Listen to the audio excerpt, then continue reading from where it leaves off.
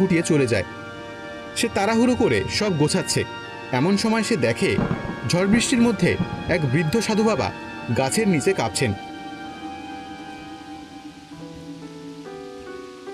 বাবা, অনেক দূর থেকে আসছি, দুদিন পেটে কিছু পড়েনি, তোমার কাছে কি একটু খাবার হবে? গোপাল এক মুহূর্ত দ্বিধা করল। তার কাছে যেটুকু আটা আর আলু আছে তা দিয়ে তার পরিবারের রাতের খাবার হবে, কিন্তু সাধু বাবার করুণ মুখ দেখে তার মন কেঁদে উঠল।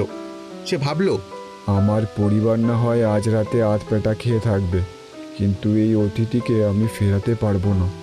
বাবা, আপনি একটু অপেক্ষা করুন, আমার কাছে যা আছে তাই দিয়েই আমি আপনার জন্য পরোটা বানিয়ে দিচ্ছি। গোপাল তার শেষ সম্বল দিয়ে 4টে পরোটা ভেজে সাধু বাবার হাতে তুলে দেয়।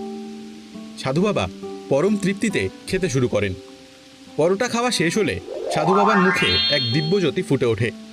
তোর মঙ্গল হোক বাবা, তোর মতো সৎ আর দয়ালু মানুষ আমি খুব কম দেখেছি। তুই ক্ষুধার্তকে ফিরিয়ে দিসনি। শেষ সম্বল দিয়ে 4টে পরোটা ভেজে সাধু বাবার হাতে তুলে দেয়। সাধু বাবা পরম তৃপ্তিতে খেতে শুরু করেন। পরোটা খাওয়া শেষ হলে সাধু বাবার মুখে এক দিব্যজ্যোতি ফুটে ওঠে। তোর মঙ্গল হোক বাবা, তোর মতো সৎ আর দয়ালু মানুষ আমি খুব কম দেখেছি। তুই ক্ষুধার্তকে ফিরিয়ে দিসনি, তাই ভগবানও তোকে ফিরিয়ে দেবেন না। সাধু বাবা তার ঝোলা থেকে একটা ছোট্ট পুরনো কাঠের কৌটো বের করে গোপালের হাতে দেয়।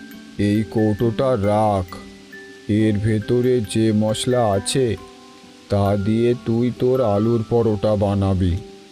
1 চিমটি মশলাই যথেষ্ট। এই মশলা কখনো শেষ হবে না। এই মশলার স্বাদে মানুষ পাগল হয়ে যাবে, কিন্তু মনে রাখিস এর শক্তি শুধু সৎ পথে ব্যবহার করবি। লোভ করলে এর গুণ নষ্ট হয়ে যাবে। গোপাল কিছু বলার আগেই সাধু বাবা হঠাৎ হাওয়ায় মিলিয়ে যায়। গোপাল অবাক হয়ে সে আশ্চর্য কৌটোর দিকে তাকিয়ে রইল।